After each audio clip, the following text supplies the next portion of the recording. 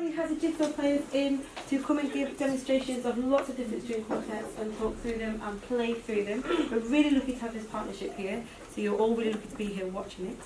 I believe it's going to be quite interactive, so please ask questions and talk to the players. We have Emmanuella, Sergio, Ricky and Tamara with us. We're really lucky to have them there. Thank you. Anything else to say? I don't know. Hi, my name is Emmanuella.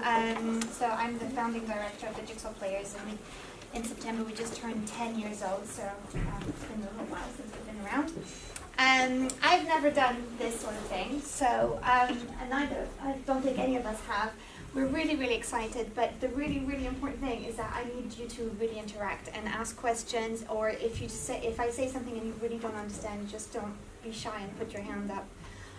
First thing I'd like to know is how many string players do we have here? Oh, great. So I don't need to go. So I've made a little booklet that Richard has printed out. First page is about me and stuff, so don't worry about that. So you're all familiar with the differences between the violin, violoncello? Yes? No. Who doesn't know the difference? You don't know the difference. Okay. All right. So we have a violin, which has the strings, and it all says it here. From high to low, it's got E, A, D, G. Okay? So that's the violin. This is the viola, which is bigger, although this one is quite small because I'm not very tall. And the difference is that this, I don't have an E, I have an A, D, G, and I have a low C. And on the cello, exactly the same. A, D, G, and C. Yeah? Okay? Now, a few important things for what we're going to go through next. This are the strings. These are the strings. Yeah? They're held on the bridge. Everybody can see. The bridge is important because we're going to talk about how we can make some funny sounds with the bridge. This is the fingerboard, very simply, because that's where you put your fingers. This is the tail piece. That's where the strings are held. So, so you see the little balls at the end of the string. That's how it holds. You put them through the pegs, and you create tension, and then that's how you make the sound. And this is the bow for the non-string players. The bow, this is wood, and the hair is made out of horsehair. Very good. Okay, so that's the very basic of a stringed instrument. Different ways of doing. If you look at the booklet, you're going to go through one by one. Basically, normally, the way that everybody normally plays is you put the bow on the string and you make a sound. If you want to do a legato sound, which means that you want to, a lot of the terms which you will know are Italian or French. Yeah. So legare means to what do you in French? Tie. Thank you. Thanks. Yeah. So you really have that's what you want to do. So either you do that with the bow, that one note per bow. So for example, so that is legato. If I were to stop the bow in between, it wouldn't be legato. Can you hear the difference? Okay. So legato can also be done if you have several notes in one bow.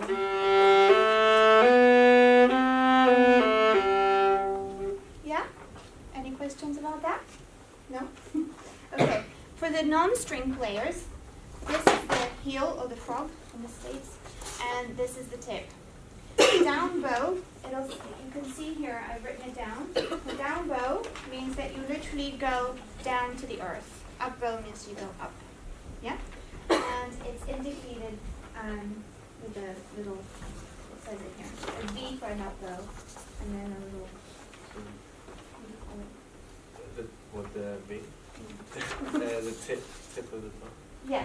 Yeah. So the V is to indicate up bow. Yeah, up bow. It's probably worth mentioning that if you're writing for string instruments and you want something to sound really strong, you probably write quite a lot of down bows in terms of it's stronger because most of the weight of the bow is here, where the frog is, if this is the frog of the bow.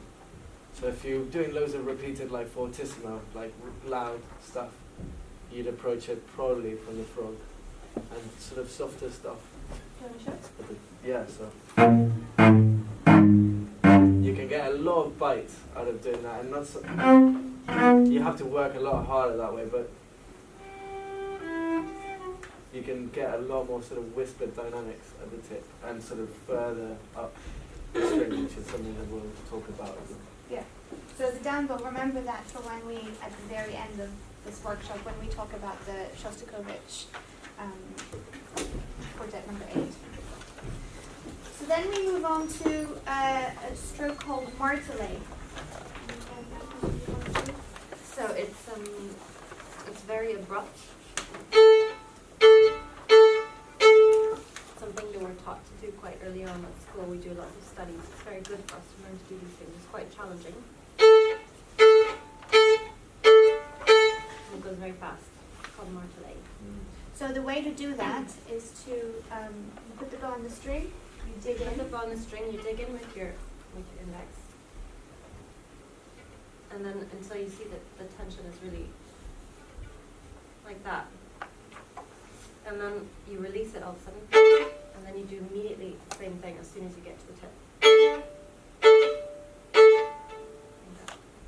Yeah. So when you're composing, if you want something to be quite square in your writing, you'll write martelé on top of it. Okay. Morcato is basically the same. Yeah. Now ricochet. Now that's violinist's favorite thing to do. The ricochet. Is it me? Yeah. So it's that. It's so. It's really hard to do as well. Yeah. So what Ricky's doing is literally throwing the bow on the string and it bounces by itself, but the control of it is actually quite difficult. As you can see.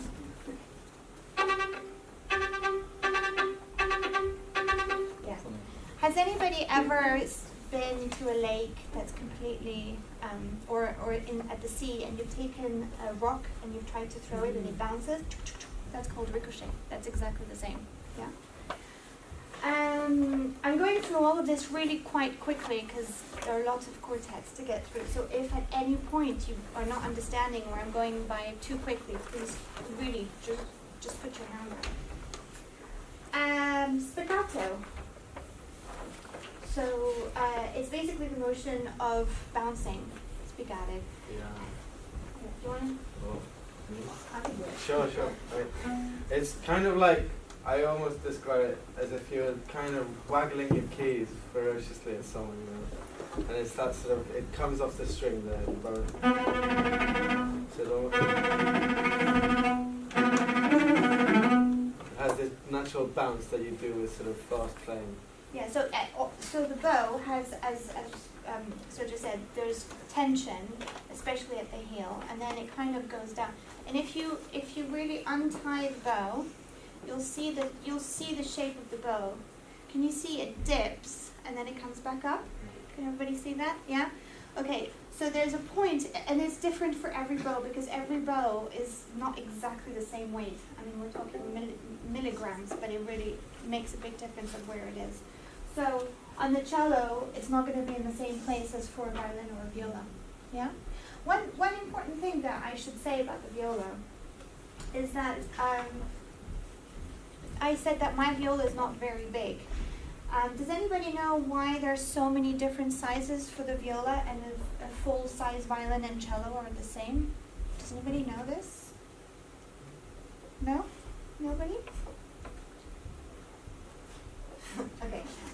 Basically, I mean, this is physics, but dimensions of a violin, especially the distance between the strings, the bridge, and the sound post and thing.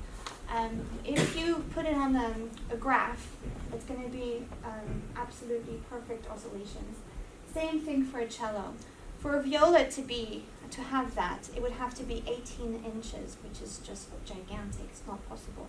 So the viola is the only stringed instrument whose, when you say it's a full size, is a bit of a lie, because it goes between 14.5 inches to, I think the biggest one is 17.5. And that's a really, really, really big viola. So that's something to consider also when you're writing for the viola or the violin or the cello. The sound production on the viola is a little bit more difficult, and so we have to work a little bit harder than the violin and the cello. But we'll come to that when we talk about the American. Now, colegno. Okay, so that means instead of using the hair of the bow, we use the back of the bow. So as much as if we do this, it's a nice sound. If we use, you can barely hear it, right? So usually you have to do it battuto colegno, which battuto means to put it. Yeah. So sometimes some composers ask you to do both. So you have to kind of do. So you've got a bit of that wooden sound. Can you hear? Can you hear that? Yeah. Okay. So you have to do. So usually the player is going to have to put the bow on the side and just bounce the bow. Yeah. So it's quite a unique sound. Now, ponticello. In Italian, it's a bridge. Un pont in French, a bridge in English. This is the bridge of the instrument. So if a composer writes ponticello, sul ponticello, on the bridge, it means that you have to draw the bow as close to the bridge. And it makes that uncomfortable sound. Can you hear? Does anybody, string players, do you have your instruments? Yeah. Get them out and let's make some noise.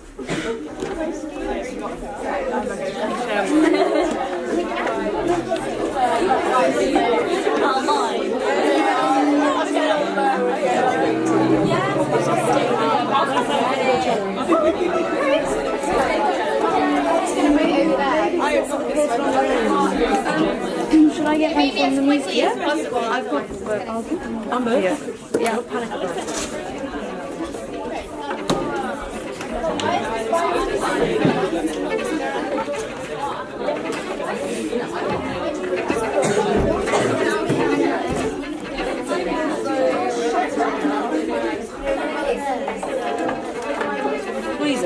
What size is yours compared to his? Is yours bigger than his? Pretty sure it's bigger. What if it might, well, switch to what size it is, but like, oh, really, you should get a viola out. Yeah. Alright. Do you know that about them? Really good sense. But I didn't want to play. Okay.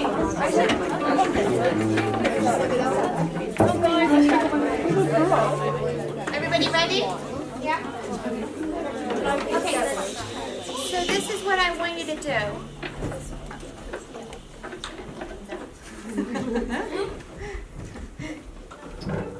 Get comfortable. This is what I'd like you to do.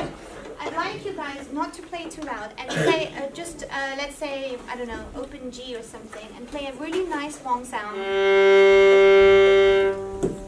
Okay, I'll count to 3 and you can do it. 1, 2, 3. Okay, well, we'll tune later. Okay, that's good. Now, I'd like you to all do exactly the same thing, but on the bridge. So I'm going to demonstrate. What do you want to demonstrate with me? Sure.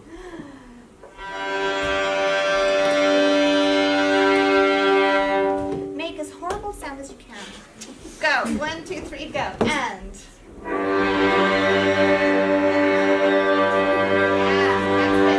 Okay, so what feeling does that make you feel?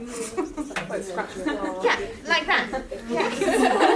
A bit horrible. It's quite horrible. Yeah? So if you're trying to, this is a really, really important texture that is used a lot in music, in any kind of chamber music or orchestral music. sul ponticello is really, really important. Now, the opposite of ponticello would be... Anybody? Huh? No. With the ponticello. No. But nice try. Good guess, good guess. Yeah, good guess. So the opposite of ponticello will be sul tasto. Yeah? So that means, so tasto, do you remember what it is? It's the fingerboard. Yeah? So now everybody, do you want to just try G on the fingerboard? And maybe let's be really, really exaggerating and go really far on this fingerboard. Shall we try?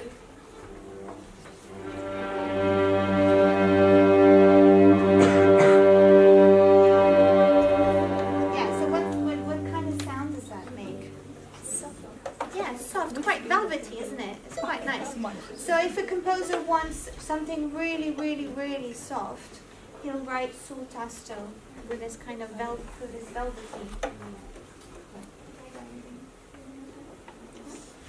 Okay, so then I went a little bit crazy and I wrote about sound effects, especially in today's time, composers who might use some things that are not in the mainstream repertoire.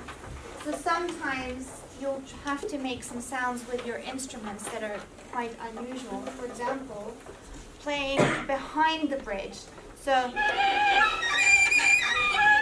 that is what happens when you play behind the bridge. This is what happens when you play, and this is what happens. Can anybody guess why it's so horrible and so high? Not enough space for it to resonate. Yeah, so tension and, yeah, exactly, tension. So the tension here is immense. If you have an instrument and you want to touch, here, do you want to touch how really tight that is? And then if you touch here, see the difference? But you play the double bass. Oh, so you know. Who's not you're not a string player, come. Yeah, you're not a string player. I played the piano. Okay. Okay, then this is good for you. Touch here. See how hard that is? How that tension is? And touch here. How soft that is. Okay? That's the big difference. Some people might ask you to tap on your instrument. I mean, yeah. It happens more and more these days. That's Yeah. like composition is going, sort of pushing more the boundaries of what you can do on the instrument. Yeah, pushing the boundaries of sound production. That really is. That's really, yeah. So you can explore all of that. Now, so we also have mutes. So we've got the small practice mute. So what happens when we put a mute on? The sound is. Come on, everybody. Okay, so I play my string without the mute, and I play my string with the mute. Yeah, it's a softer, quieter sound. Now, there are different kinds of mute, as I wrote in that thing. You don't really have to read it now. You can have it later for when you don't remember what I said. And you've got a rubber practice mute. So often, especially nowadays, you're going to have, I just played a ballet where you have to put this quite a lot. So what happens here is the sound is even softer. Can you tell the difference? Here, do you want to? Yeah. Do you have a? Oh. Here, because you can have two violins here. You put that. Oh yeah. So you can have the difference. It's called a practice mute because, for obvious reasons, because the neighbours often complain. And we actually need these so that we can work without being sort of disturbed by shouting at us. Making such noise. Yeah. And then with that, it makes quite a big difference. Yeah. And then you've got, and if you've got really horrible neighbours, you've got the metal version. This one's quite dangerous because it's really heavy and it can actually fall onto your violin, and that's it's very bad if that happens. I'm nervous about this.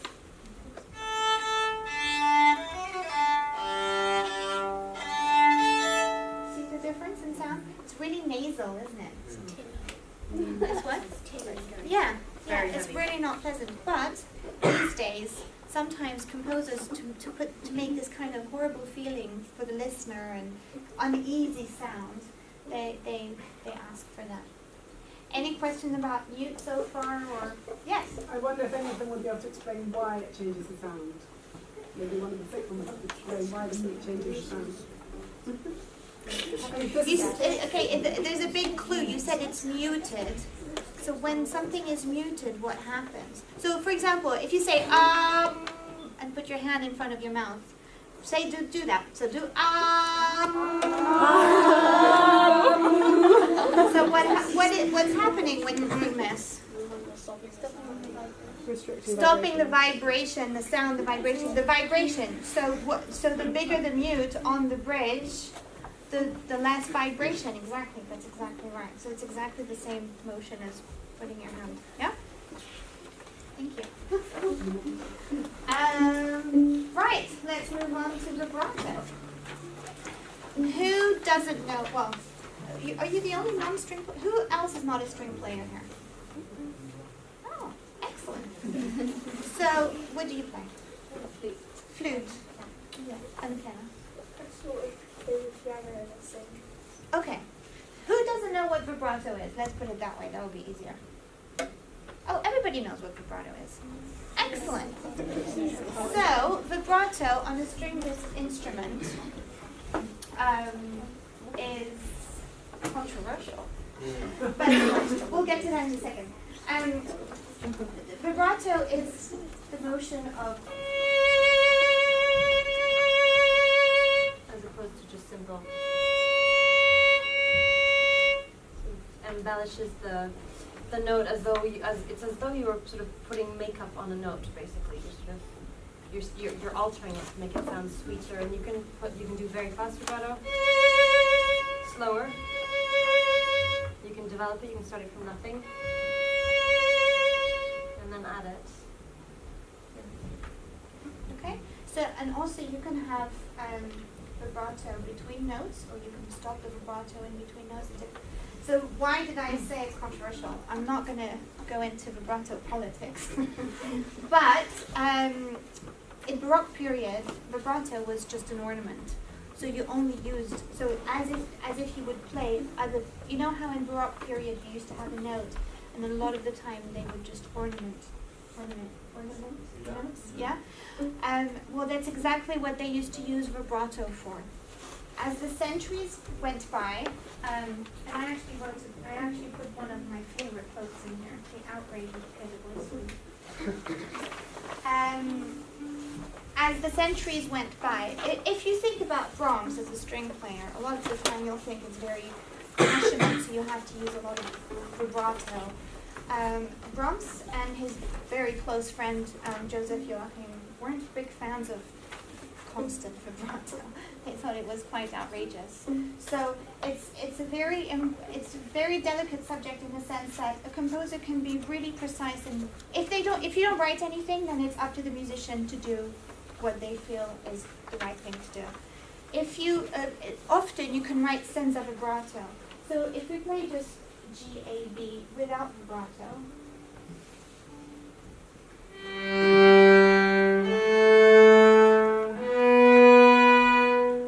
And now can we play with constant vibrato?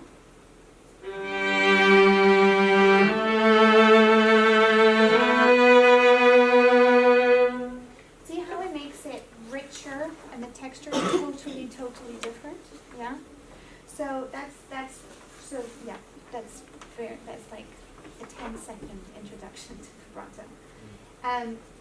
The quote here, well, you can read it in your own time. But it says most of the competitors vibrated too much. I don't understand. That vibration is one of the methods used to enrich the sound. It has lots of styles, as demonstrated. And you have to know how to use it. It is an art. Yeah? So in your compositions, if you want something to be very empty and hollow, or you will specifically write senza vibrato, senza no vibrato. Yeah? Without, right, is the right word. It's a bit like cooking, no? Like if you like garlic, I like garlic. Yeah, and my girlfriend uses too much garlic. Yeah, and at the end of the meal, I'm like. So sometimes when you hear lots of vibrato, like when you hear an opera singer, if we kind of make the comparison, it can, there's you sort of whacked with vibrato all the time. It can be a bit nauseating, and you can get a bit like.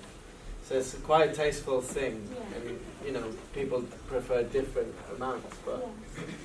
And there have sometimes been less is more. fashions. There have been fashions. So in the mid 20th century, so you know the 30s, 40s, 50s, you use tons of vibrato. So if you hear Bach by I don't know. Oistrakh, Stern, all these people, it's just tons and tons and tons of vibrato. These days, we're going more into original, well, trying to play in a more original fashion.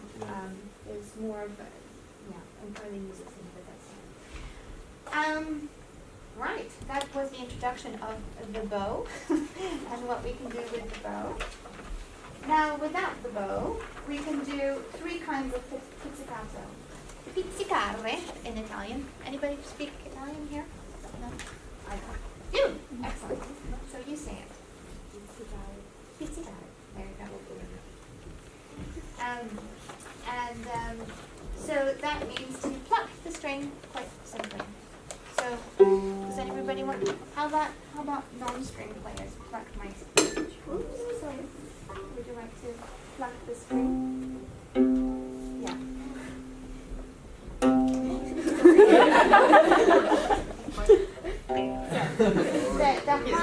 If you put your finger too close to the bridge, it'll be very hard because the tension is very hard. You usually do it a bit more here. So the action of plucking. Does anybody does this remind you of any instrument that has their string? The? Yeah, but I was. I just said the first thing. Yeah, no, yeah, I mean that's what they do, the harp, the guitar, but there's a specific instrument I'm thinking of where the string is plucked by an action. The harpsichord. Harpsichord, very good. Very good, the harpsichord. That's exactly what happened. That's why it's that sound. Exactly what happened. Everybody know who Bela Bartok was? Yeah. Okay, do you know that he invented a kind of pizzicato called the Bartok pizz? Who would like to demonstrate? Yeah, do you want to say how to do that? So you, instead of sort of coaxing the sound out and being nice to it, you pull it up and make it snap back onto the fingerboard.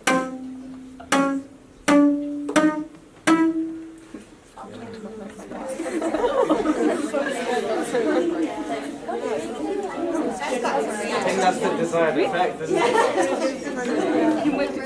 So I wrote down here how you write it. So if a string player sees that little round with a line, we know that's a Bartok pizz. So if you want to be quite aggressive in your pizzicato when you're writing, that's what you want to use. And for non-string players, you should make sure, because that's something that is quite common in composers who don't play a string instrument. If you want a string instrument to alternate bow and pizzicato, you have to make sure that they have enough time to do so. Yeah. So sometimes people don't realize that you need a second to be able to do that, because you actually, when you pizz, you actually have to put your finger and then release. Yeah. So that's something that might be quite important. You can just pizz with your left hand, or you can do hold notes and then. So you also can play the bow and do left hand pizzicato at the same time.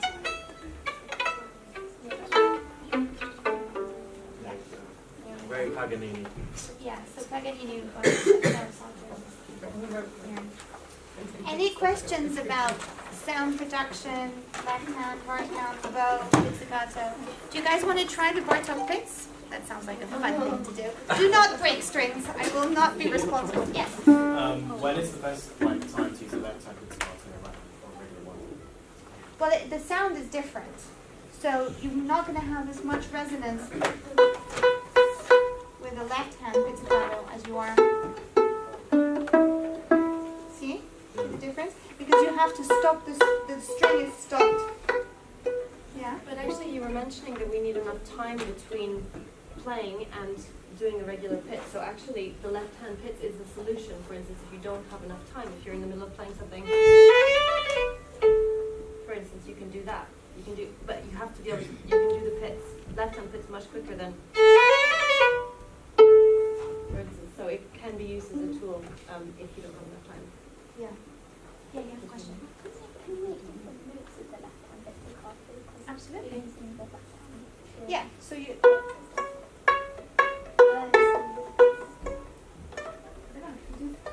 Three is difficult. You can do several, which is ridiculous string for them.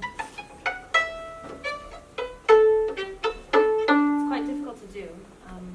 Yeah, which is why I can't do it properly. Yeah, so basically each of the fingers plucks the previous. It's hard to do it slowly. It's faster. It's easier to do it faster. It sounds a little bit messy, but it's sort of the effect. It's quite a brilliant effect. Often used by Paganini, for instance, who's he's a composer who liked to write lots of very showy things. So he'd write all sorts of things like that, and people are kind of wowed by it when violinists do it very quickly. Yeah, it's just an effect, really. Yeah, the last thing also is that you can draw the bow on the string. So you can actually play and I don't know if you want like a kind of bagpipe sort of thing. You have a constant note. Do you know what I mean? So you draw the bow and you play the left hand at the same time. But be careful, we only have 4 fingers, remember that. Yeah? On the string instrument. Okay, I think that's about that. Now we're gonna go on a journey.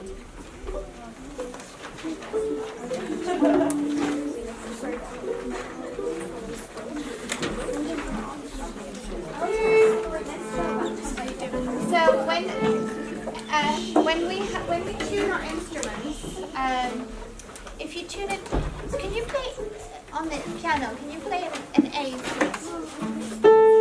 Yeah. So if you tune to the piano, yeah, that's equal temperament. So each note will have the exact. So if it's 441, 441, 442. 4/4. Oh, 4/4. I think. I guess that's what they tuned it to. Okay. Well, so each note is tuned at 442. Equal is what you call equal temperament. Okay. When you play with strings, when you have strings, especially in the string quartet, if we all tuned equal temperament, it would sound terribly out of tune. Okay. So the way that we're gonna tune, but we're gonna show you how we're gonna do it. So usually we take the A from the cello, this is the bass, and everybody tunes.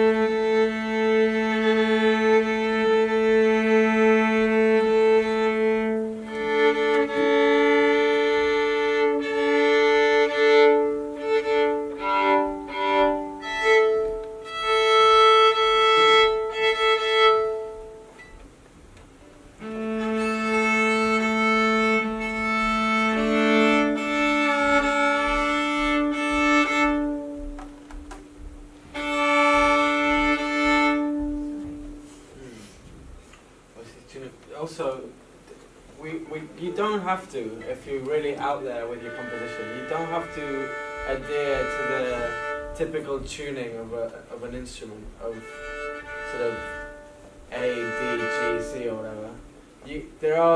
There's a thing called scordatura, which means sort of tuning slightly higher some strings, not ridiculously higher, maybe by a tone maximum, because it starts getting quite sort of, but you can get these really wonderful kind of effects and sort of tonalities. Higher or lower? Higher or lower, yeah.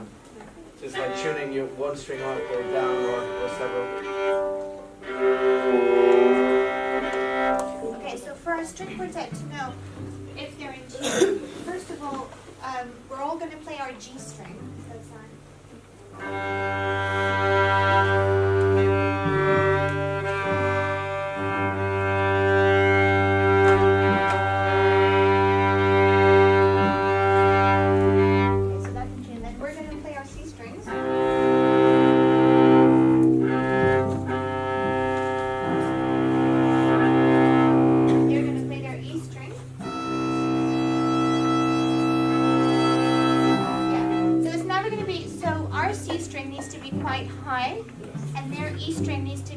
low, so that when we play a chord, as a string quartet is going to be in tune. I had a teacher who was Donald Wallerstein, who's a very famous violinist, but he was also the founding first violinist of the Cleveland Quartet, who was a famous quartet. They don't exist anymore, but he used to say, a string quartet, when somebody listens to it, it should be like one instrument with 16 strings. And so this leads me into the Bach choral. Why did I choose to start this with Bach choral? First of all, because you have to do compositions, and good luck. And four-part harmony. Obviously, four-part harmony. Some people even say that these chorales were the ancestors of the quartet. So we're going to just look at the very beginning of this. I just chose this one out of hundreds.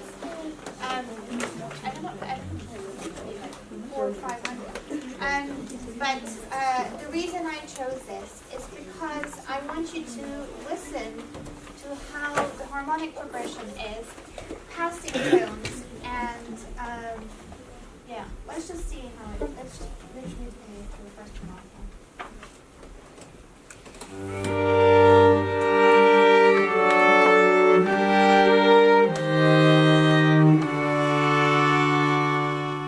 Okay. So this is what do you have it in front of you? Are you looking at it? Okay. So let's have just the bass and the top voice. See their relationship.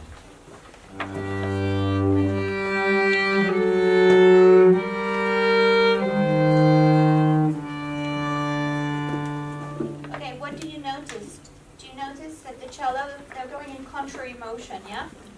So the cello is going down. They start basically the same place, and then the cello goes down, and the violin goes up. Do you want to try that again?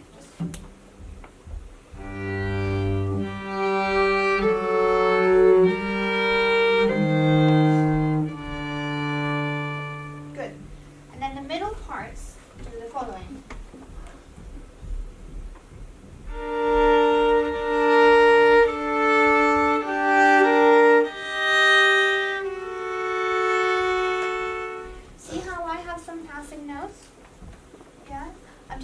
Up a third.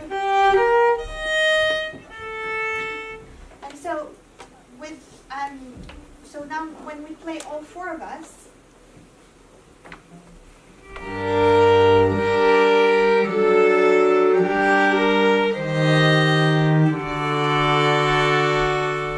good. Now you know that chorales are vocal, obviously. Yeah? So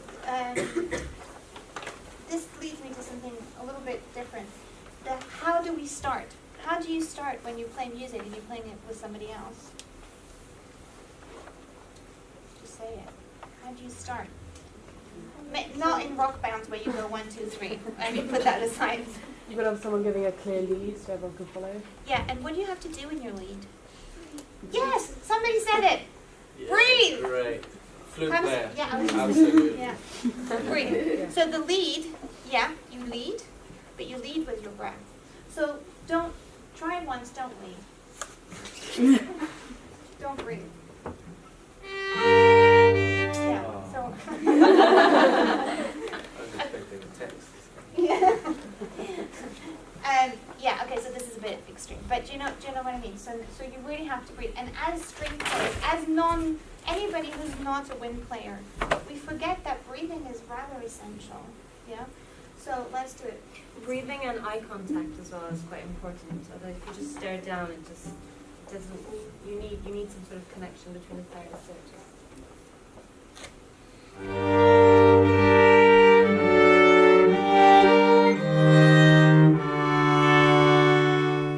Good. Anybody would like to try this? Violinists, violists, cellists? We'll play. Alice! Yeah, you should do it. We'll play it with you. Come on, completely. everybody can play together. Yeah?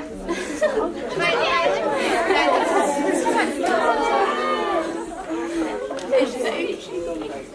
Go, just go. Wait, how many of us are on? As many as you want.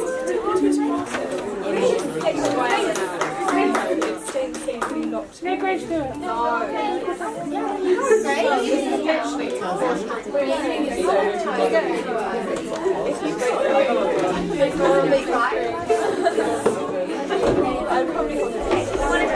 Also, I would charge you. Anybody else? So you'd be in debt for the rest of the charge. Okay. And then it'll string quartet. Oh wait, do they actually think? Okay. Ready? So you're gonna lead us in. Yeah? No, you don't. You just. Oh. I'm explaining to my fellow cellists.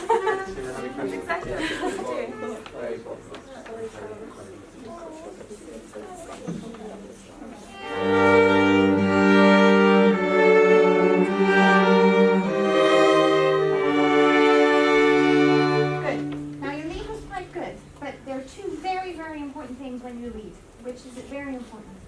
It needs to be in the right speed and in the right character. Yeah? So if you give a, like this, we're going to play like that. If you go, that's how we're going to play. Also, what bow are we going to start on? Just because we weren't all on the same page. I thought an upbeat. Yeah, yeah, yeah. Why? Is this enough? Yeah. Okay. An upbeat. Ah, there you go.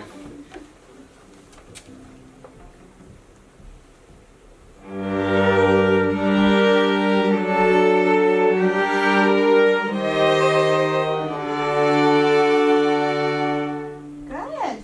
Now you guys play it without us.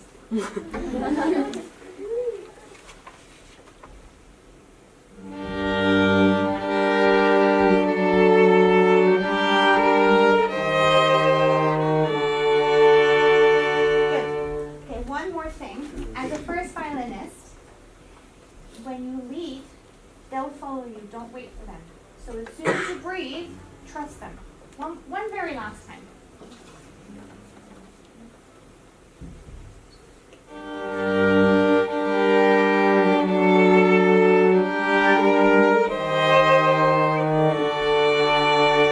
Good.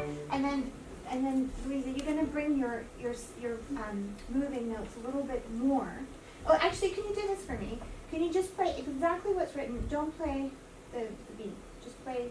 Don't play the moving note. Okay? Okay. Yeah. One more time. Really breathe in.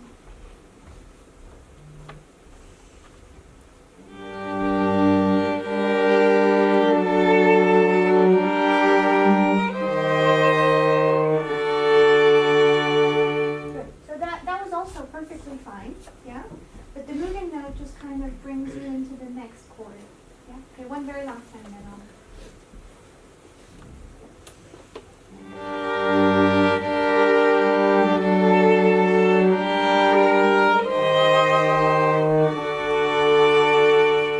Good. That's beautiful. Very good.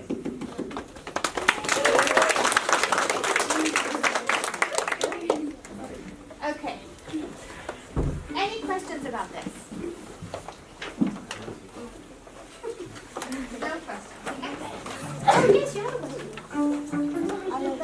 I was just wondering, do you guys ever use baroque tuning?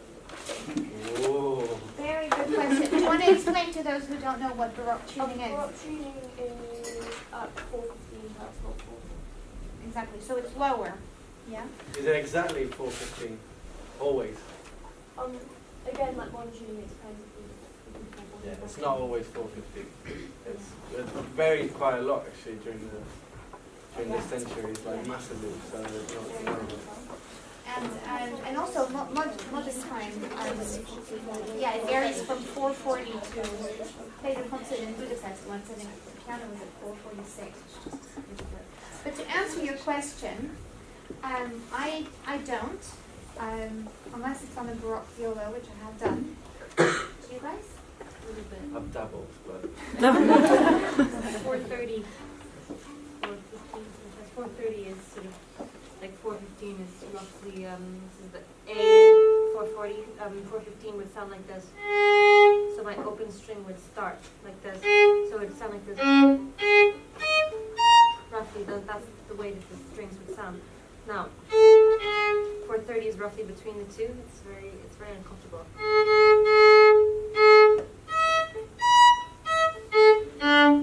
Yeah. So the strings would be tuned that way, and they would be played on gut strings, which is very different than metallic strings. yeah. Do they take as much tension as metal strings, gut strings? No, they don't. They can't take as much tension, and they actually break quite a lot. Yeah. And the bows are different. Yeah. The bows are much lighter, so they can actually play much faster. That actually reminds me. Does everybody? I didn't write it in here, and that just reminded me. Does anybody know what quarter tones are? No. Okay, that's a big, especially these days. It's a really big tool in composition. Is using quarter tones. So you've got. It's exactly what it. Well, it's not exactly actually because it depends on. But you've got a tone, yeah. You've got a semitone, and then you've got a quarter tone, yeah. So it's actually there's one very famous viola piece, and us poor viola players have to deal with a lot of terrible jokes. But this we really do play in tune with quarter tones.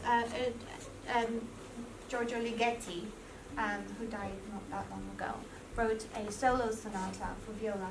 First movement is practically entirely in quarter tones. So I'll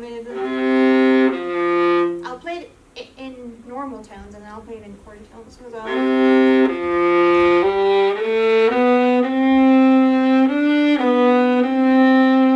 that's the beginning. And what he actually wanted.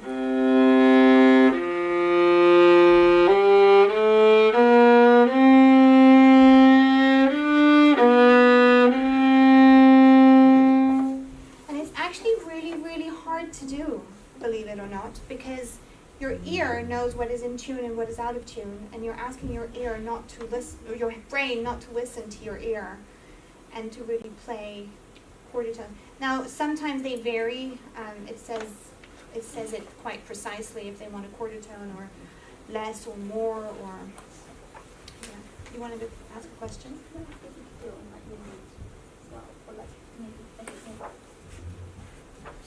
Can you do quarter tones on Wimbledon strings? Yes. Yeah, you can.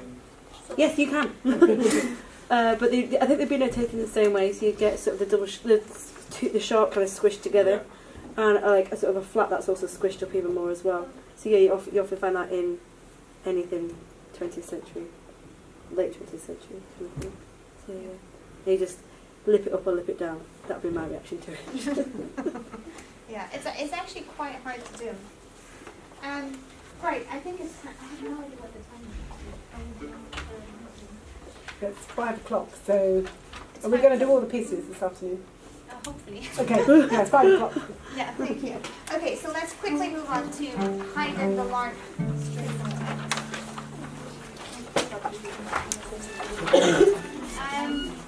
So my main reason for choosing this quartet is throughout the centuries, the roles of the instruments changed a lot. So in early classical period, the first violin is the main voice most of the time. The bass is the bass, and the middle voices just kind of fill up the harmonies really. And so in this, I mean, this is actually not a very early Haydn quartet, opus 64, but this is quite a good example. So we're just going to play through the particle. Yeah.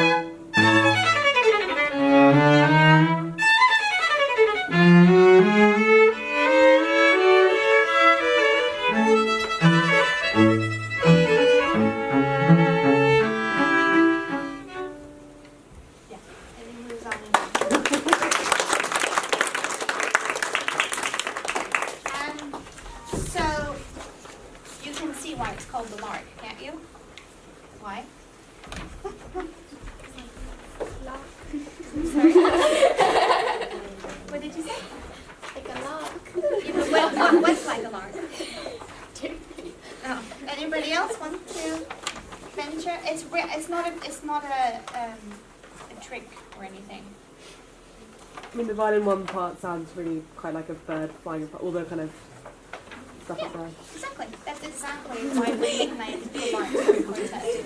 Yeah, it's not a trick.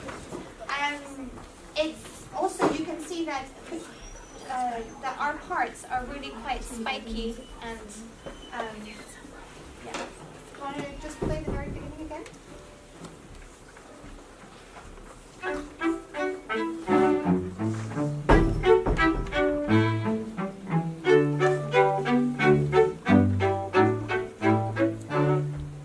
Yeah. So is that very interesting? Really? Is that really interesting? It's a very nice introduction, but at some point we're going to need a melody, yeah? So that's what happens here. It keeps moving on. I mean, Haydn wrote, how many did I say he wrote? I can't remember exactly how many. How many? 82. Yeah, a huge amount of string quartets. And he really was the father of the string quartet. So he's the first one who actually wrote for this formation for the string quartet. He was a mentor to Mozart, who adored him. I mean, they adored each other. And he gave a lesson to Beethoven, and Beethoven absolutely hated him. He said he learned absolutely nothing from him. So, I mean, I think Beethoven was a bit of a character, but anyway, that's a different thing. So that just gives you a very, very, very, very tiny idea of the early classical string quartet. I'm going to whiz through because it's already 5 o'clock and that's my time. The next piece that I have chosen is, I even put a little quote of Mozart and Haydn. So, does anybody know Mozart's Dissonance string quartet? We're playing it actually in our... Oh, wow. Then come and play it. No. No, really. You guys not You've done it for like that one. You've done it for like 2 weeks. Oh, lucky. That's fine. Go on. Can we read it? It's okay. You'll be great. It's the whole quartet. Is everybody here? Yes, so yeah, same that we were playing. You wanted to jump in. Okay. We don't want any complaints about the additions here. Okay. Yeah. Okay, just play the introduction, yeah?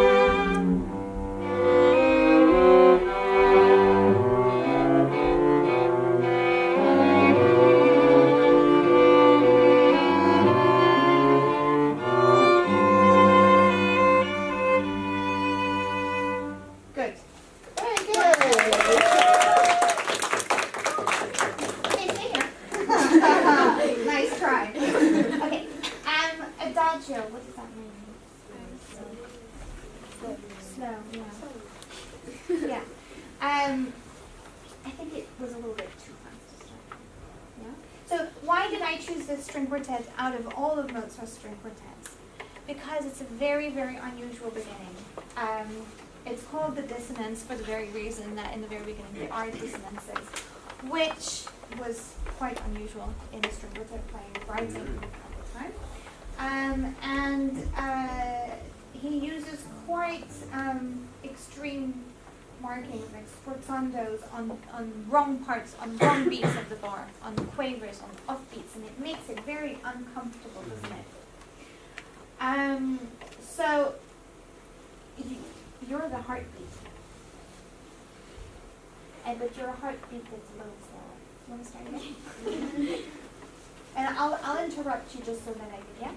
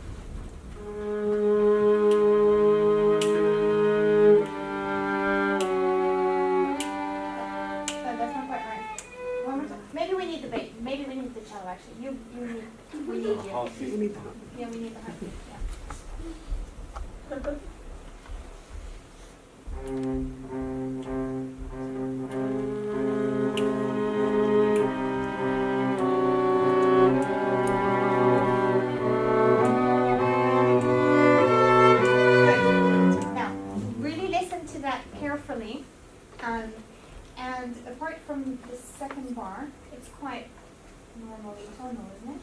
Yeah, one more time. Do it again.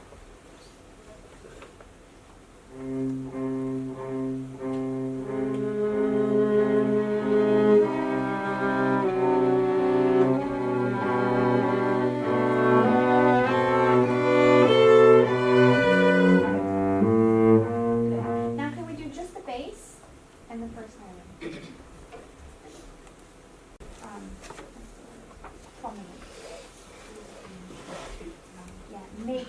Make that.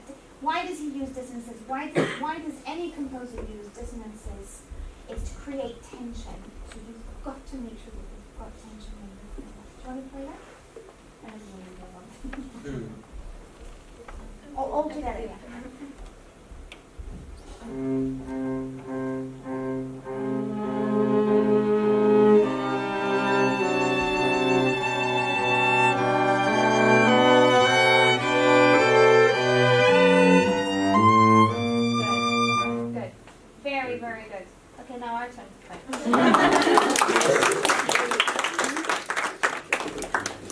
Okay, so we're going to play the introduction.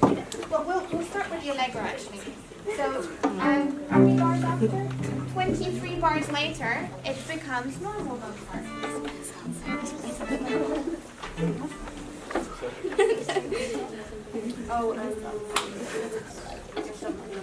Yeah. So now we're just going to play the allegro and then we'll play the introduction.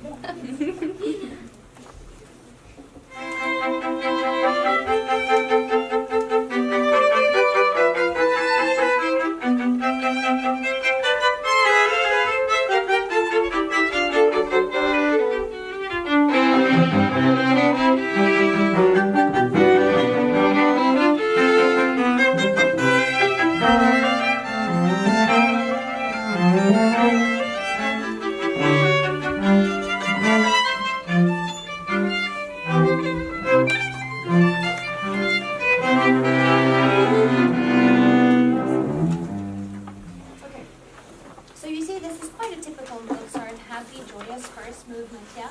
It could totally start there, but you've got the 22 bars before that create more tension. Do you notice anything, oh, you've got the score, exactly. Do you notice anything weird at the beginning of the allegro? If you look at the score, do you notice anything? Is there shout it out? Yes, who said that? There's no cello. Exactly. There's no bass. How weird is Shocking. Some of them are not happy. Yeah, absolutely. That is quite unusual as well, because usually in classical period you would always build from bass. Yeah? So let's listen to how empty that is one more time. And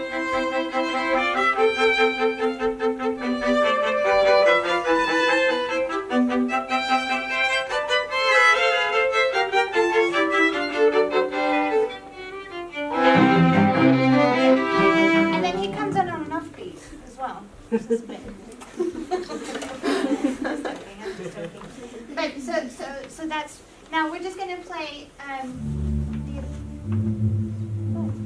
Is that an orchestra? Don't know what it is, but I think it's a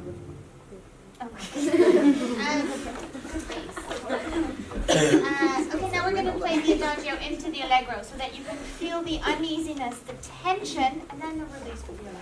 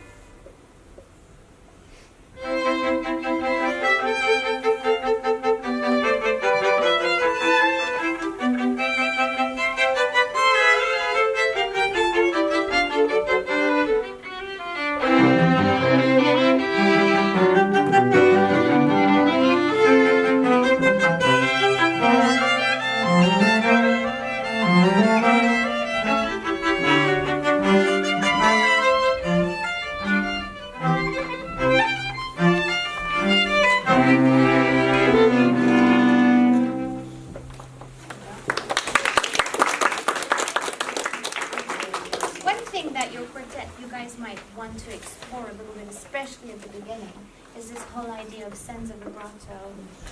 And then when there's a crescendo and the harmonies start becoming more, so to speak, normal, then you can add the vibrato and stuff like that. It's a really good way to explore that. It's nice for that sort of deadly feel at the start, so it's like got no beauty to it.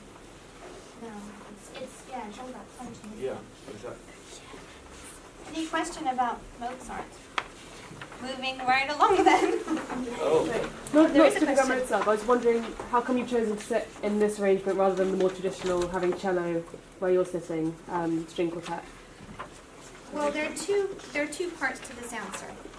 One is in the States, the cello often, the viola often sits here because if not, our viola projects over there. I should actually be sitting a bit more outwards. And it's nice to have eye contact, especially with the second violin all of the time.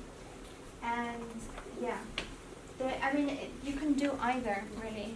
I mean, I've seen quartets where they have first, second violin, viola, cello, first, second, cello, viola. Yeah. And but today, should I tell the truth? Today is because I could stand up easily. Yeah, but it is worth exploring, and it's especially worth. I mean, it can be for different pieces. You can be in different places. It's yeah. Any other questions? No. I don't know how much. What is the time? 25 past 5. Time flies when you're having fun. Right. On to Beethoven. So, Beethoven. He wrote many string quartets, which are in 3 different periods of time. The Opus 18s, there's 6 numbers, Opus 18, 1, 2, 3, 4, 5, 6. And then his middle quartets are the 3 Razumovsky quartets, which are Opus 59, 1, 2, 3. And then he's got Opus 74, which is called the Harp Quartet, and Opus 95, which is called Serioso, which we're going to touch on today as well. And then the late period is Opus 127, 130, 131, 132. If you do not know Opus 131 string quartet, especially the second movement, I think it probably is my absolute favorite piece of music. It is divine. It literally is divine. It's about God and good health, I think. But it's, yeah, so if you don't know it, but we won't play it today, we don't have enough time. I think we need Which opus number was that? 132. 132. 132. Yeah, his last quartet was Opus 135. So they're very, very different eras. So we're going to start with the very first one, Opus 18, number 1. And I chose the Adagio because even though it's early string quartet for him, Opus 18, it still already shows that he's moved quite far along in quartet writing. So we're just going to play the very beginning of the Adagio. And, you've got the scores, right? Mm-hmm. Look at what it says. Adagio affettuoso musico ed appassionato. Absolutely, what she said.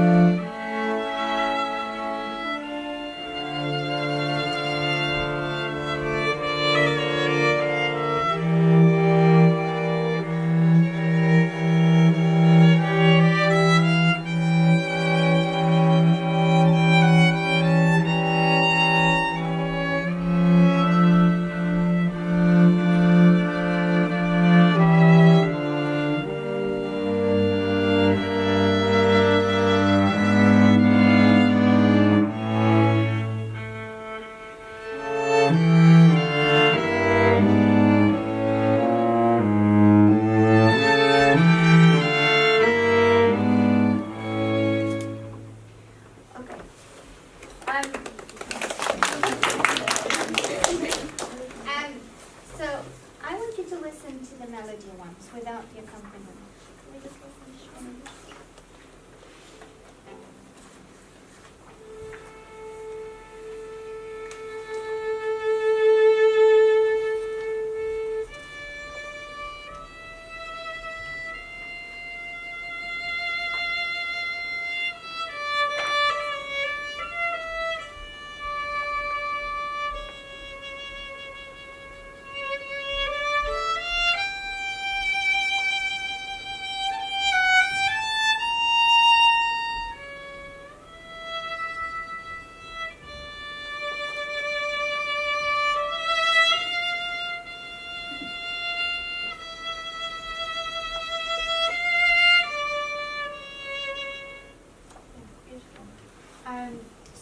that's it's a very simple melody. What feeling does it make you feel?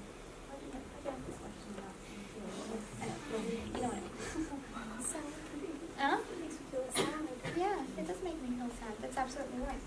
So now what happens? So can you hear that that the three of us have pulsating quavers? Yeah? Can we just play? Just us to start with?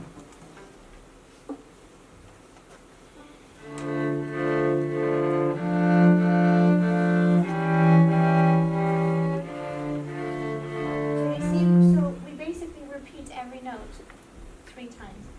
Now we're going to play each chord without repeating the notes. Yeah? And you come in, yeah? So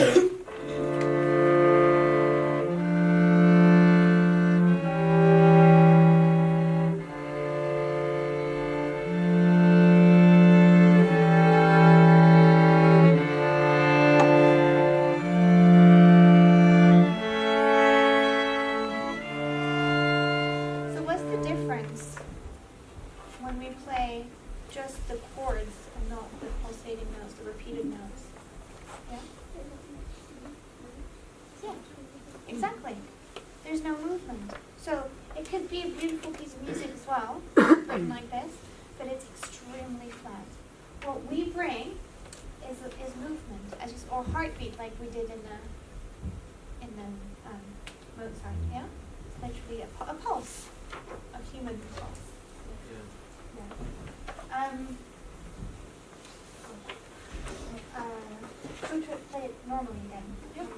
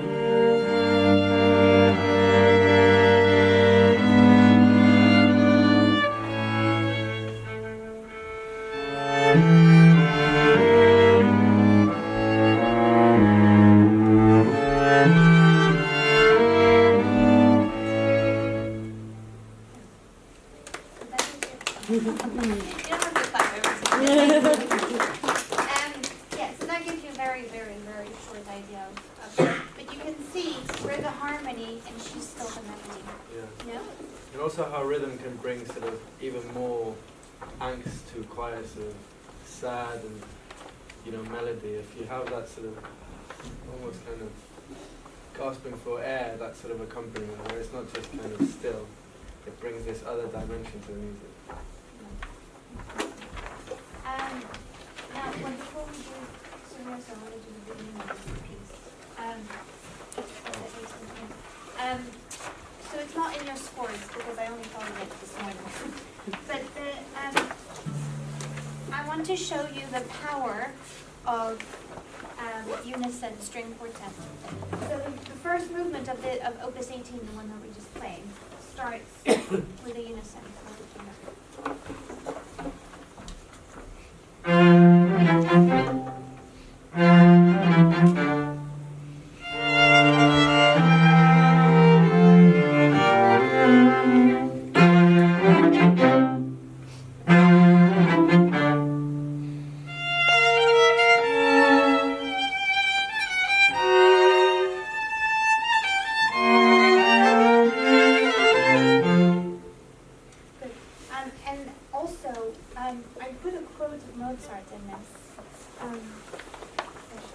The music is not in the notes, but in the silence between them.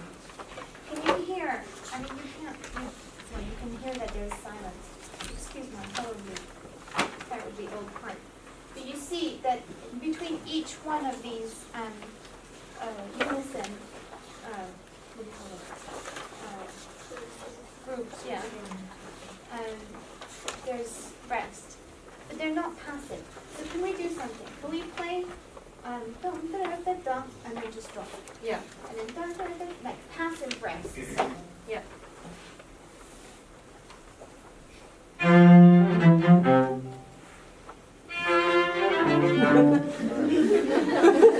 was too passive. Okay, it's a bit extreme, but this is to show you the importance of these rests. Yeah. So now let's do it for real.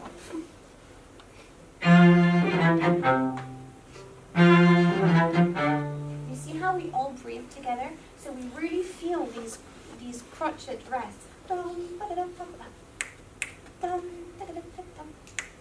It's really, really part of the phrase and part of it. And so the reason I wanted to play this is because in our next piece, it also starts with unison.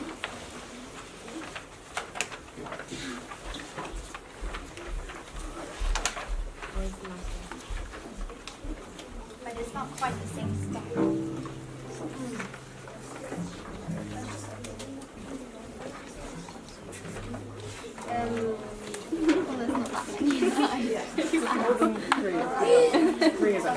Yeah, 3 is too.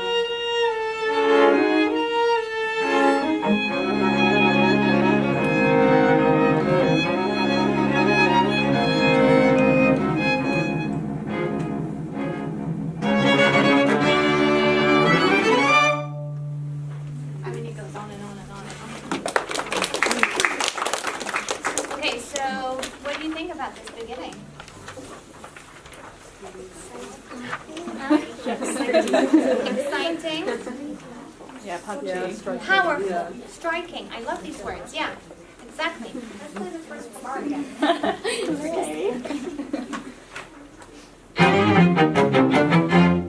Good.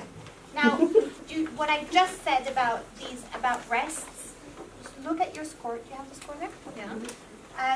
Look at the score and see how we use three beats of rest to keep going with the phrase.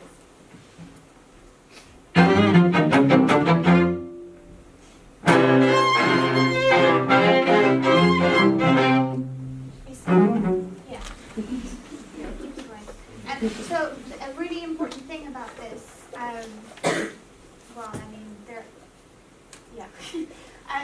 in the recurrent elements of this entire movement are these semiquavers.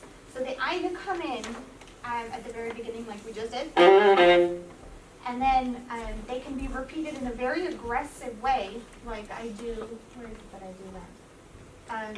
Here. Yeah, you guys have that too. So these patterns are shared with everybody. Or we can have them quite legato, as when we do in bar 43, and then you do 44, and then yeah.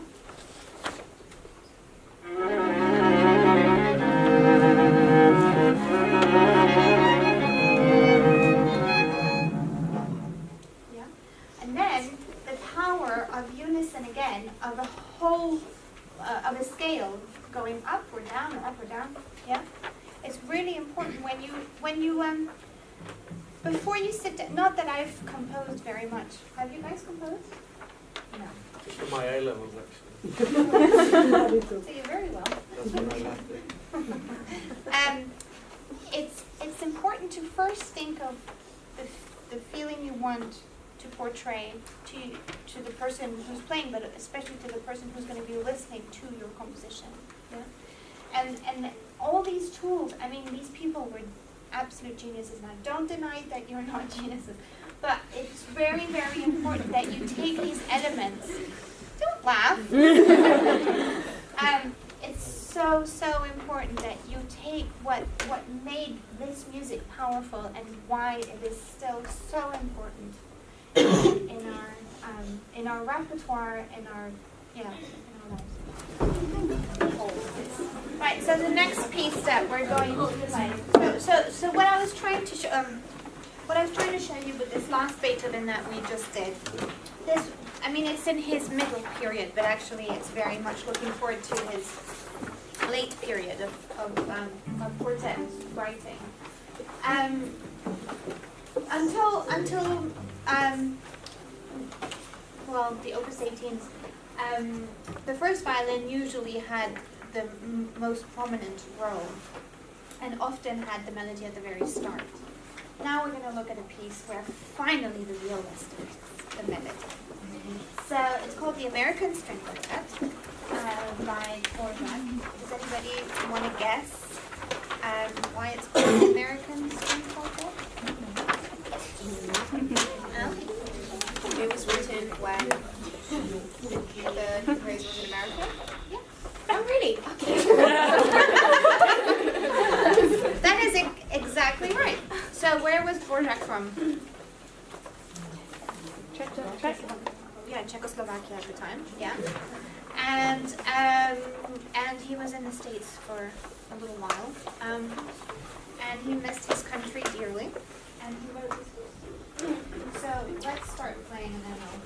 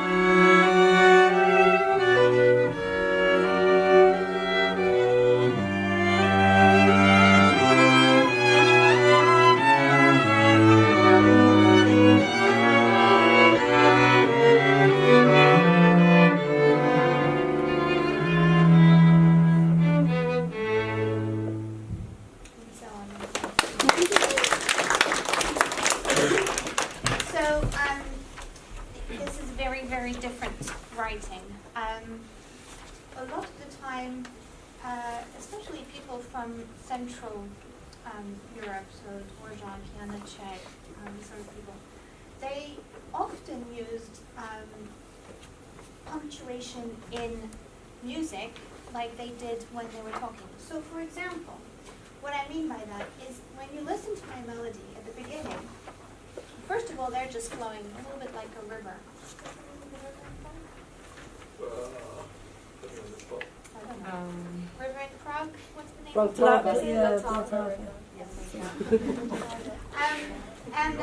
So that sounds a bit like it. And then I come in with my theme. So do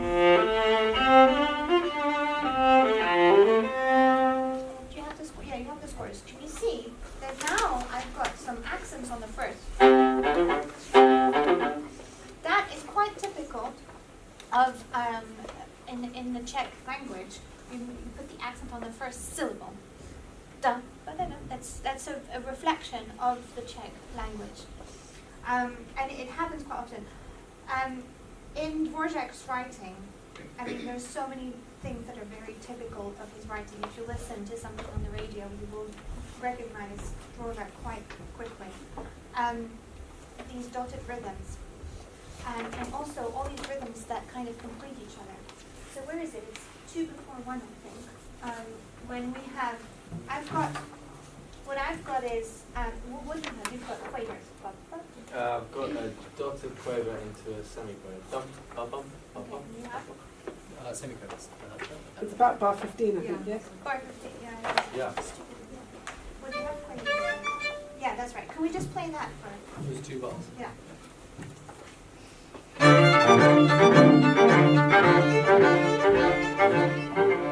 see how between the 4 of us, we've got all the rhythms.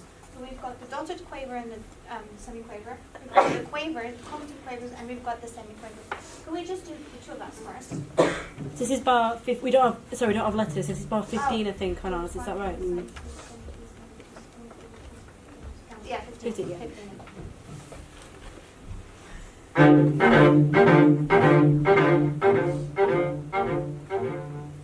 And now, let's add. But no, you've got semiquavers. We switched, don't we? Yeah. So should we just do the quaver bits? Yeah, quaver. Just quavers.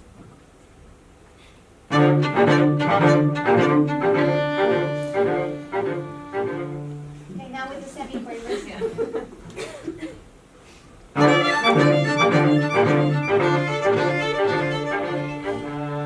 See how it creates the texture? Yeah? So we've got different rhythms, but they all complete each other. Yeah? Let's listen to the very, very beginning without me.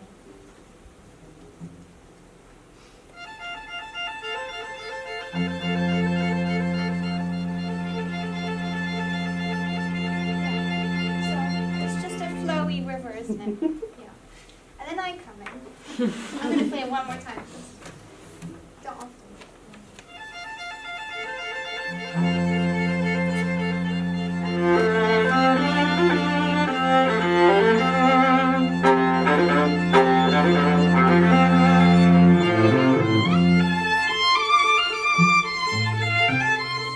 Yeah. So now you two play just the 2 of you, without us. From just there, from when right you have the there. theme, yeah. So with the pizzicato, start. Is that 1, 2, 3, 4, 6, 5, 7, bar 7. 7? From the repeat line. From the beginning. 5. Cool. Yeah. Yeah.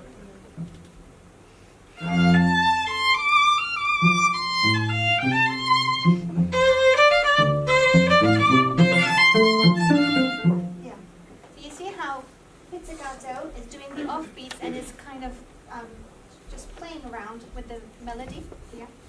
We're gonna it's okay. Let's play all together from there. So we just have let's just play what we have first. So we continue. So.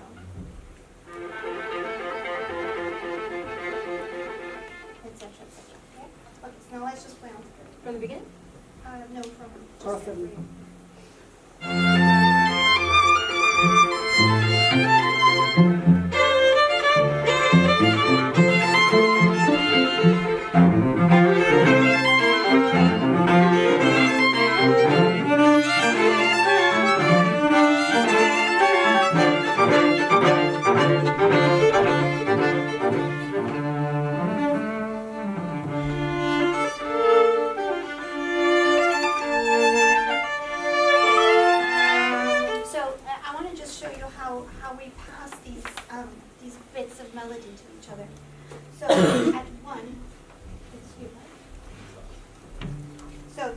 do that. Da, da, da, da, and then me and then, yeah?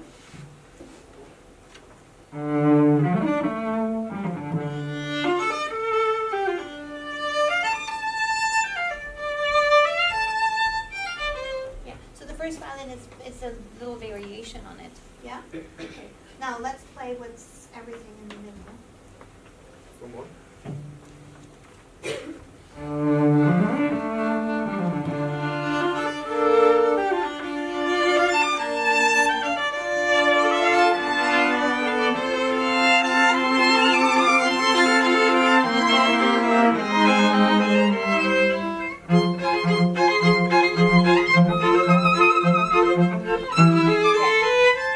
So just where we arrived. Oh, you've got bar numbers. Bar 26, we just Oh, arrived at. thank you.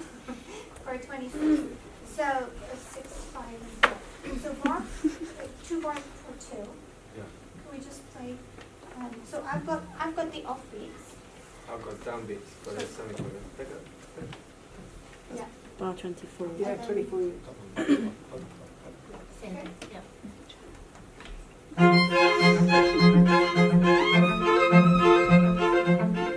Let's deconstruct that for a second. Let's just do 2.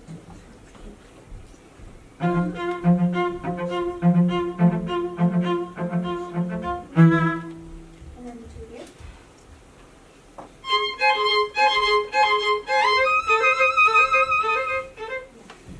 So see how he builds builds textures. Is the word I'm looking for. Textures that I've got offbeat. He's got on the beat, but he's got 2 semiquavers, and then everything puts together. Let's just play that together.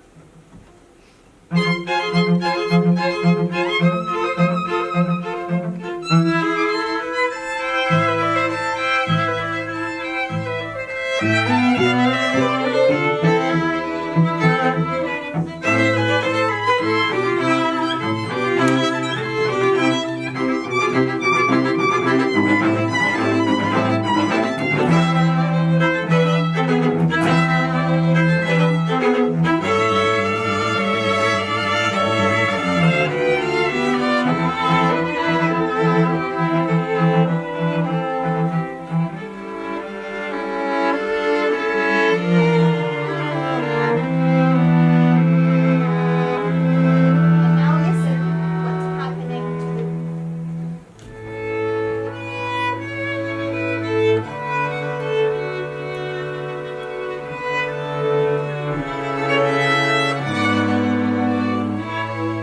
Can you see how suddenly this most beautiful melody comes in and the rhythm is gone? There's no more rhythm. It's just harmony. Yeah, can we just play? Just perform.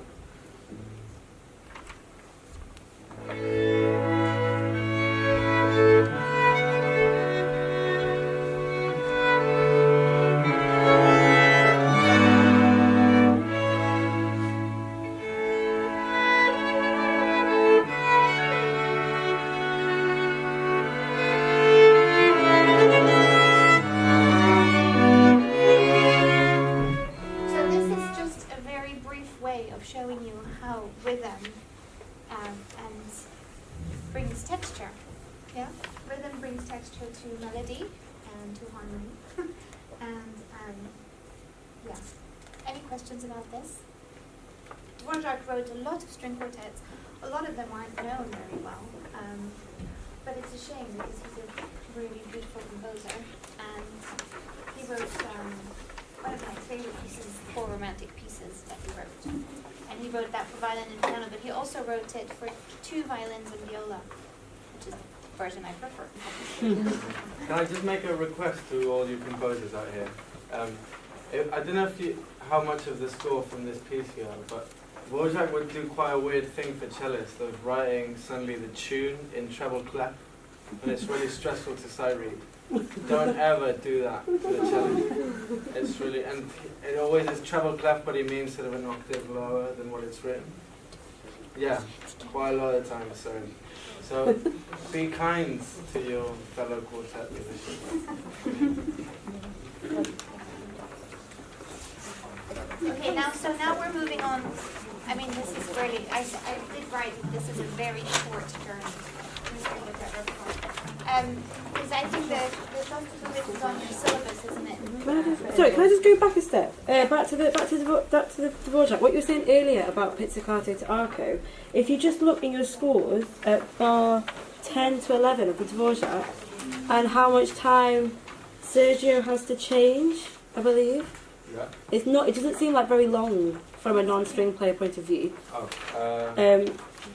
So you just had the end of the pizzicato bit at the start, and you got a quaver rest. So you go back to arco and a bottom F. Yeah.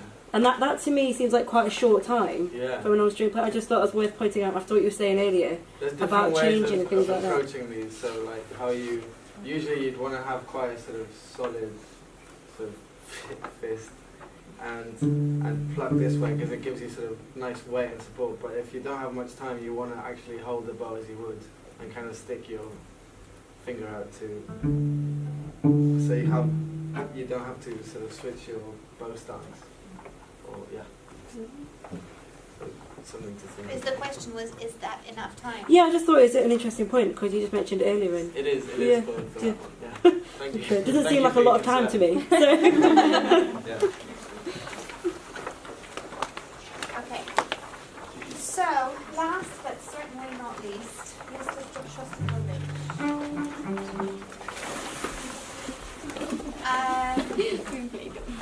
What do we know about Shostakovich? Just very, very briefly. You haven't heard. Yeah, this will be it. This is on your syllabus. Are you A level? These guys here. And over there. They were doing it today. I don't know. Don't take my word for it. Okay, so what do we know about Shostakovich? Where was he from? Russia. What kind of, was it a happy time in Russia?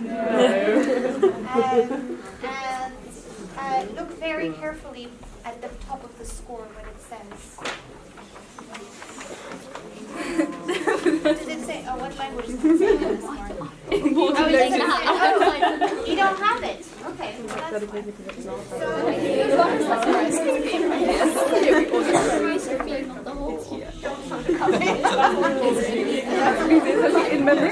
Okay, so if you look at the score, you've been teaching lots of here. So this is the or text. What does or text mean? It means like as close to the original as possible. They lie to you when it say it's the original because they always have to make mistakes so they can republish.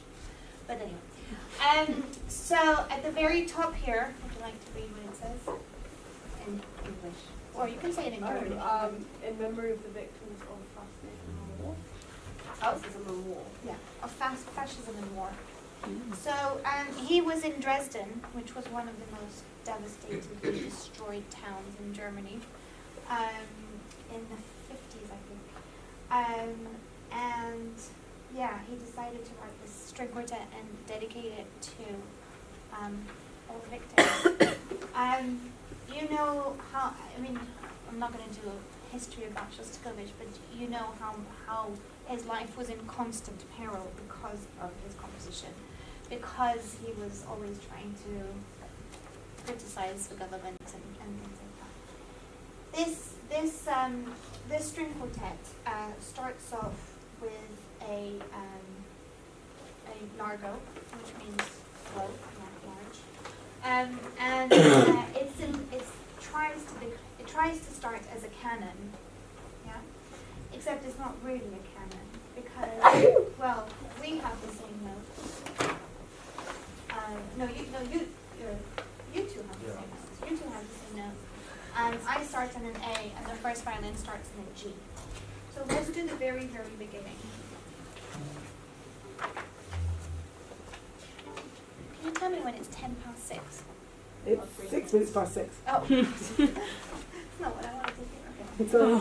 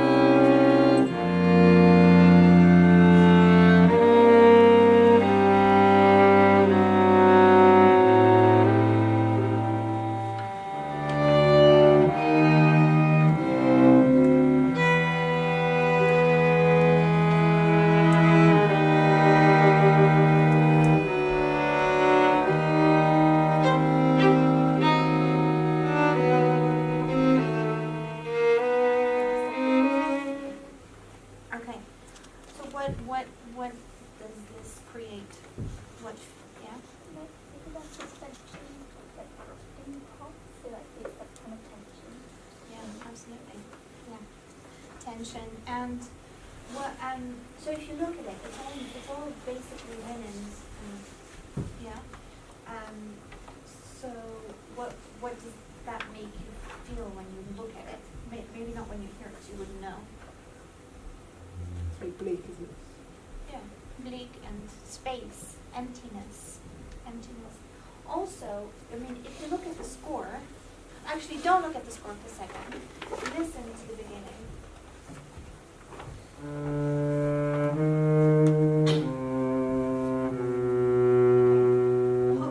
Hopefully you don't remember what you've just seen. But does Sergio start on the first beat of the bar? But would you know that if you hadn't seen it? No, say no, otherwise my point is invalid. Okay, so he's actually got an upbeat. So when you listen to it, you wouldn't know, but when you look at it, it unsettles you, doesn't it? Can you play it as an upbeat one?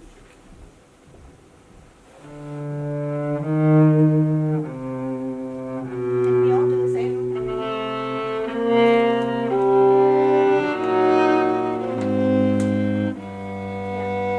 Okay, now let's play it.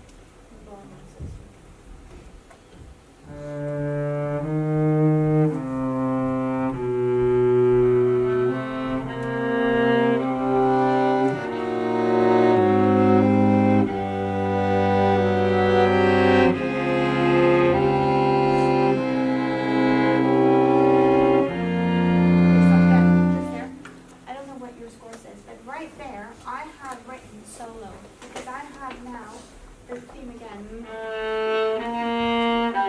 of this kind of bizarre canon, whatever you want to call it. So if you want a voice to come out with the theme, you can write solo on it in chamber music. That means bring it out a little bit, yeah? Now I want to skip to, do you have number 2? Yeah. I want to skip to number 2. Now, look at what's happening in number 2.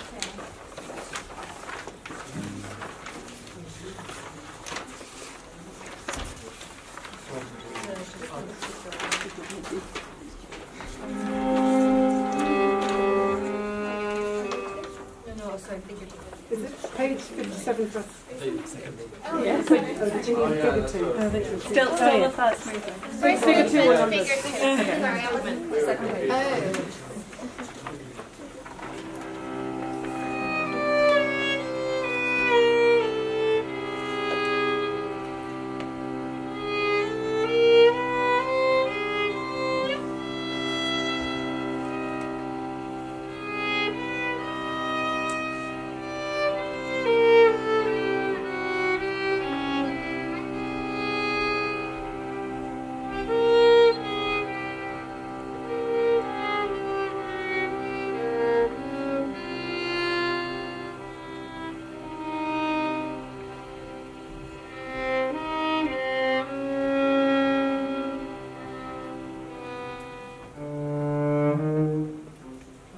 So,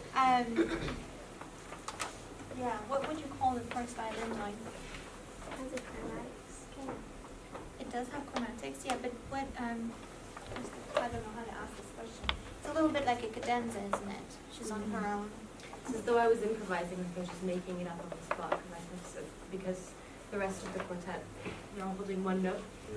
It's a drone note, and the rest, and then on top I went faster than we were going before, and I speed up, I can slow down, I can quite free to do what I want for those few bars. Yeah, because it's just a very bleak moment where it feels like I'm just making it up on the spot, which I'm not, but you can see what I do. You want to hear it's 6:10. Oh. Just to tell you. Thank you. It's 13, oh, never mind. It's actually called past Thank it. you. Oh, yeah. Well, okay, so let me just conclude, and then everybody who has to leave can leave, and then we can keep going. My conclusion is, thank you for having us.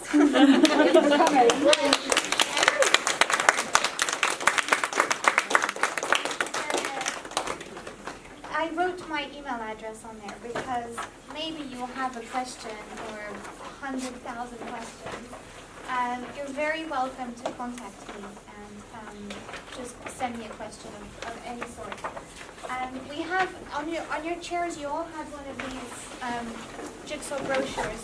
We have quite a lot of concerts coming up, including on Saturday. We have a concert at the Wimbledon Book Fest celebrating female composers. So it's only female composers: Clara Schumann, Fanny Mendelssohn, Nadia and Lily Boulanger, Rebecca Clark, and stuff. So, and it's only 1 hour of music. So if you want, and we have Gabrielle Lloyd, who's a wonderful actress, who's going to be narrating some of the letters from these women, because it was really hard to be a woman composer back then. And yeah, we have a lot of concerts coming up. So, and we have one here on the 3rd of December. So hopefully we'll see you then, if not before. Yeah. So now we're going to continue on the show Sokovich, and you can just leave when you want. Is it just worth saying thank you again ever so much for coming in and playing to us. Obviously we'll hear the concert on the 3rd, and then hopefully the next workshop, which is in February, Yeah. I think. Hopefully Valentine's Day. you might be playing some of our A-level compositions, or potentially workshopping those as well. So there'll be another sort of setup similar to this, where we can hear what hopefully some of you guys have done as well. But thank you ever so much for coming in, and let's enjoy the last piece. So who, yeah. We're going to stay. If you leave, just leave quietly. Yeah.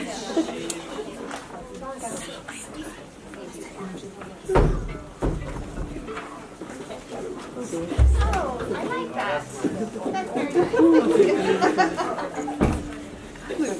Okay, so we're just going to continue a little bit on the Shostakovich. We're not going to do too much. But, so yeah, so the way that, I mean, often when you listen to music, it brings an image into your mind, doesn't it? So for me, for example, us holding this chord for ages, just, and the first violin having this sort of cadenza is a bit like somebody who just is witnessing complete devastation. Everything is flat, and they're just kind of walking like this, thinking, is this a nightmare or is this real? And unfortunately, it was real. And so what's important as well is, so this movement goes on for a while. Not very long, but what I wanted, you have the second movement there as well. Yes. Okay, great.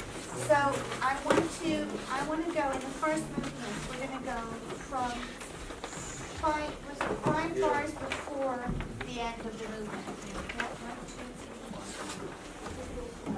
And we're going to.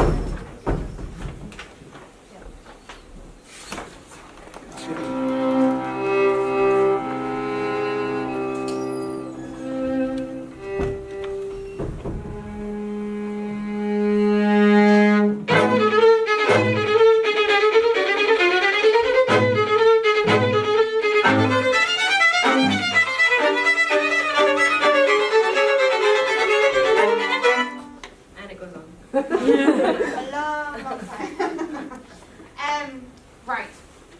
So what happens? Can you play what you play at the very end of the first movement? Just the long note. No, from where we started.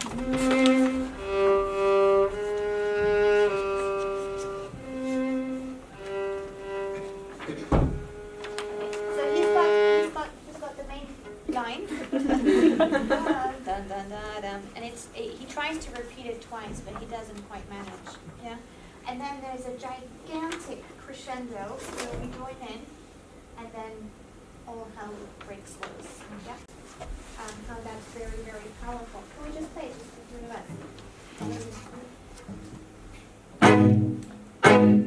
See that sound? So it's like we're basically like really, really digging into the string and then releasing, and that's what makes it. He writes sforzandissimo. Yeah, that's right. Yeah. Sforzando's one, sforzandissimo. Yeah. So that's kind of the ripping sound. Now, what's Tamara doing on when she plays? Can you just play just a couple of bars? Yeah.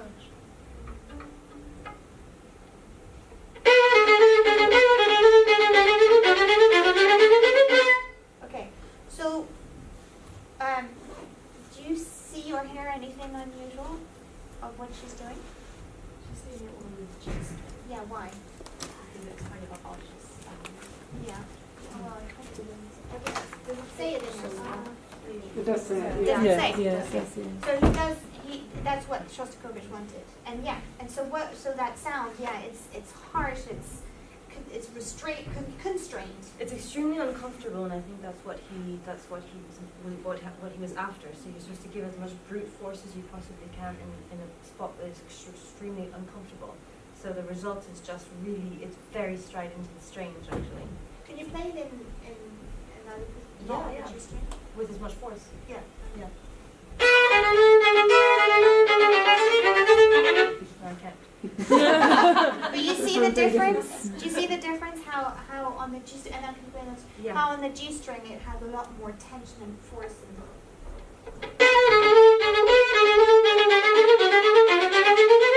Yeah. So when you're composing, you might really want to use that kind of color depending on what you're trying to portray. Yeah. Remembering that the G string for the violin is the lowest, so playing really, really high up has a lot of tension, and that's why it's so uncomfortable. Gosh, there's a lot to say about this piece, but does everybody know what attacca means? Good. Does everybody know what allegro molto means? Okay, I think you get an idea. So the gigantic contrast between the first movement, which is like shock of devastation, and here it's panic, it's anxiety, it's anger, it's anything that you can imagine. I mean, you know the famous story that he used to always go to bed with his suitcase by his door, so that if they came and picked him up and threw him into wherever it would be, that he wouldn't wake up his kids. I mean, that's the kind of anxiety this man lived with his entire life. And then when he did go to, Eastern Germany, especially in the 50s, because in USSR they weren't really allowed to leave.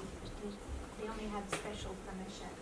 So he could see, and you can see that, you know, I mean, I don't need to give you a history lesson of what happened in Germany in the 1940s, but that you really, I mean, music really is powerful beyond words, and it creates feelings, and when you really, in my opinion, before you even start composing, you need to think of a structure of feelings that you want to have.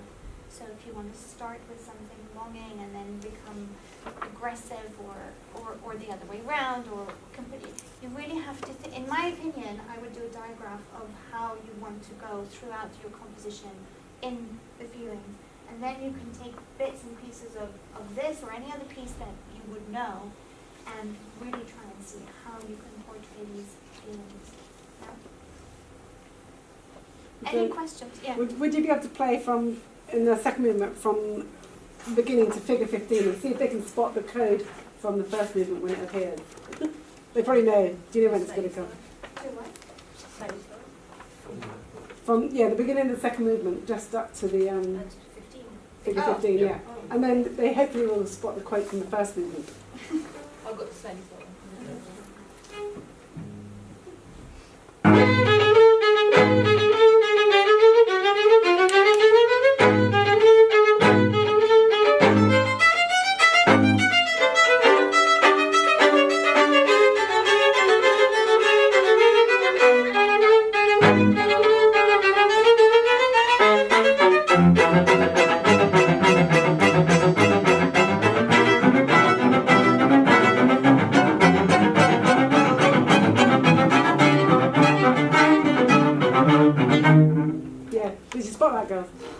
Spot the opening. It's really cool, isn't it? Thanks. Special request. Yeah, I wrote more about this in this handout than I did about the others because I knew it was on your syllabus. And at the very end of this booklet thing, I wrote a suggested bibliography. So these are books that I've read that I've loved. Some of them are about quartet playing, some of them are actually about quartets. The last two, Convio and Stormio Falls, are very interesting about, the last one's about chord and quartet. So listen to Shostakovich by chord and quartet, that really is important. But it's very interesting, and I mean, the Companion to String Quartet, Indivisible by Four is the story of the Guarneri Quartet, and don't believe anything that they say in there and make it sound very easy to be a string quartet and be very famous. But it's very interesting to see how these different quartets in different eras felt about playing in a string quartet, and how because a lot of the time before, first violin had the melody, and a lot of the time quartets were named after the first violinist, and the first violinist was the dictator, and everybody else had to do what they wanted. Obviously it evolved greatly. Now it's equal partnership. Yeah, and there's some really interesting. I just put a few interesting articles online that I've read over the years, and even when I was preparing for this, so it's quite interesting. There's one book that I didn't write in there. It's called The Sonata Form. Yeah, do you know that book? Okay, it's a good book to look at and read. Yeah. Yeah. Any questions? Yeah. I was just wondering, which musical era do you think sort of lends itself best to string quartet writing? That's a really hard question. Honestly, I can't say. I mean, I can't. Maybe you guys have a favorite era. I mean, it's like Haydn is kind of the quartet guy. I mean, he kind of paved the way for so much in his how he wrote, and also he was so witty. You know, he was writing for the courts most of the time, or for other people, not necessarily wanting to. That's it. That was his job. He didn't have that sort of distinction of being an artist that sort of Beethoven brought later, doing his own thing for him. You know, because. And Haydn would hide all these kind of jokes, and actually he would bring quite a lot of prominence to other instruments that, you know, he wrote so many quartets, but there's a few which have quite hard sort of cello parts or viola parts that are a bit out there. So he did play around with sort of roles quite a lot, and not just kind of standard first violin, like kind of tearing. And he had a real sense of humor. Yeah, exactly. Hence the joke. There's a quartet called the Joke Quartet, and the joke is you don't know when it ends. You should listen to it. It's the last movement. It's funny in a nerdy way. Yeah. Yeah. Good question, Anna. Yeah, I mean, it's. Sorry, couldn't see behind the pillar. It's very hard to because it's very hard to answer that question. Great quartets along the Schubert as well. You know. Schubert, Mendelssohn. Congo. Yeah. So you've just opened some research projects for yourself. Yeah. Yeah. No, I mean there's such a long list. And then later on, Ravel, Debussy, even the minimalist composers. Hades as well has written some really nice ones. Thomas Hades, more contemporary composer. It's really difficult to answer. It's like an apples and oranges. Yeah, exactly. But I think what's important to know is that they all fed off of each other. Yeah. I put a Schoenberg quote there about how he admired Mozart more. The reason he is who he is because of Mozart string quartets. So they all knew about each other, and we know about the ones that are famous and that lived on, but you know, Pleo and people like that nobody really hears of. And actually, I mean, this is a bit of publicity as well, but we're doing a concert in November for the commemoration of 80 years since Kristallnacht. Do you know what Kristallnacht is? The Night of Broken Glass. Basically, in 1938, between the 9th and the 10th of November, in Vienna, any anti-Semite was free to destroy and kill as many Jews as they felt like. It's a very important story for me, especially because my grandmother was there, and her violin was destroyed, and she moved to England with a piece of violin with that date on. But anyway, the reason I'm telling you this is because there are lots of composers that ended up in Theresienstadt, which was the concentration camp that was dedicated to show what a concentration, well, it wasn't called a concentration, it was a working camp. And all the artists were there. And once they were done with them, they would send them to Auschwitz, or they would kill them right there and then. There are a lot of composers who wrote a lot of string quartets, a lot of chamber music, Ullmann, Klein, Schulhoff, that are absolutely gorgeous and that nobody knows. But they were students of Hindemith, all the people of their time. They were students of them, and then, but nobody really knows about them because they were tragically killed when they were. I mean, I think Schulhoff was 24 or something like that. So, I mean, it's a wonderful question, but it's kind of impossible to answer. You make your choice. Yeah. Any other questions? No? Okay. Well, thank you very much. Thank you ever so much for all that information. That's been